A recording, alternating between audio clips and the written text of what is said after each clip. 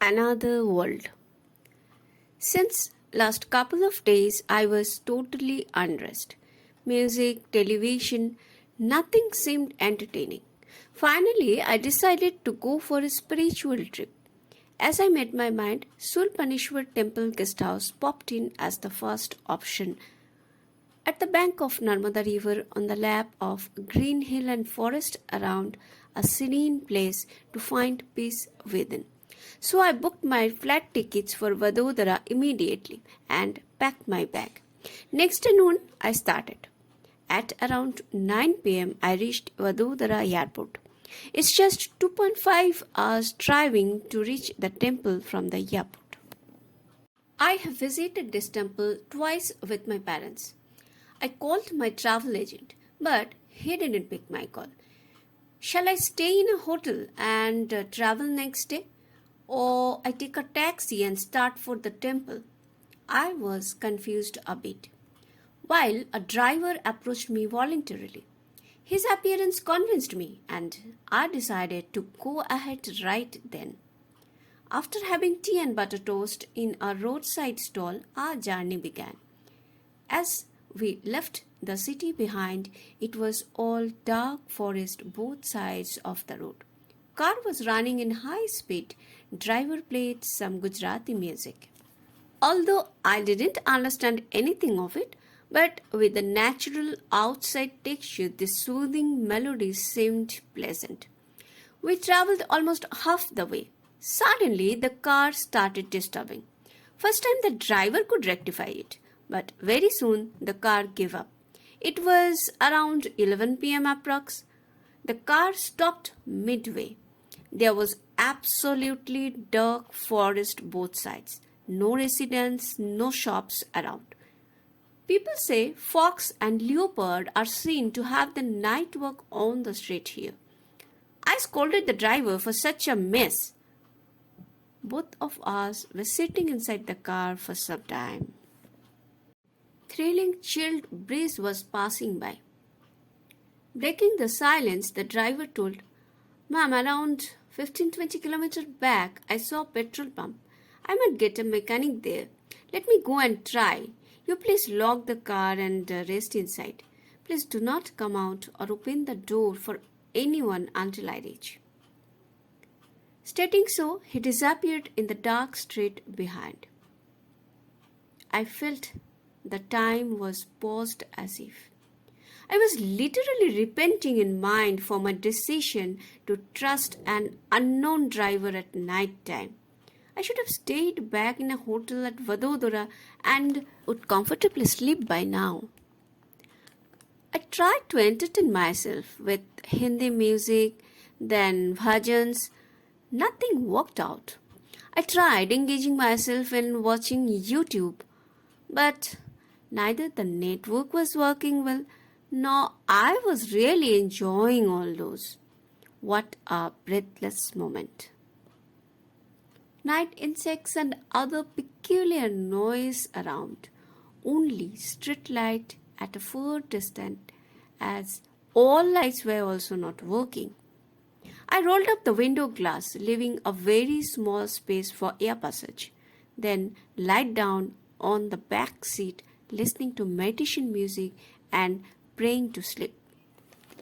Hardly one can sleep in such a situation. I was damn tired, feeling suffocating inside the locked car. Time kept moving, pausing myself.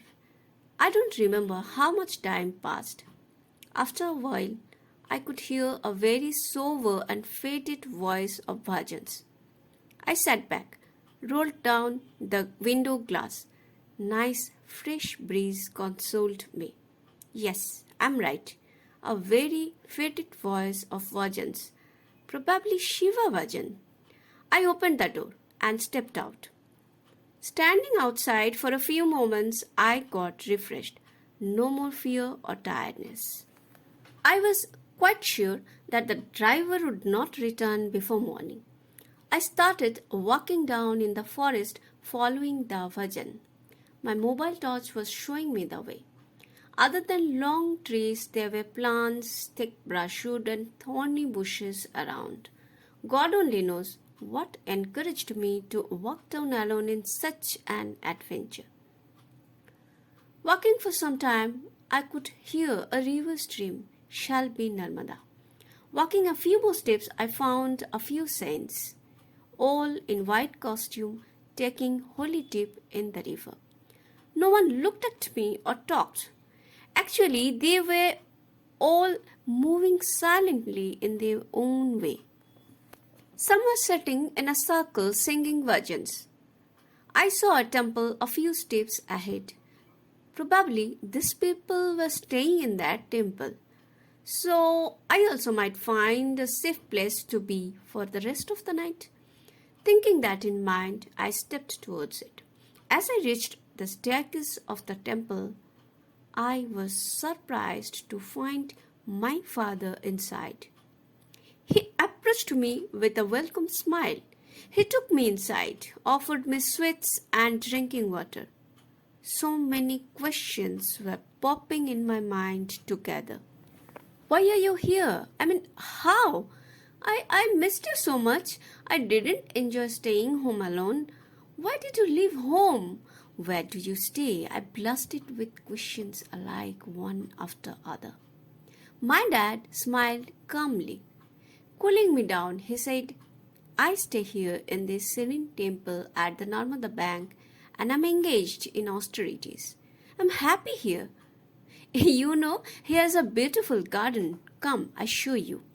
My dad was walking ahead and I was following him. The forest did no more seem so horrible now. The sky was about to wake up.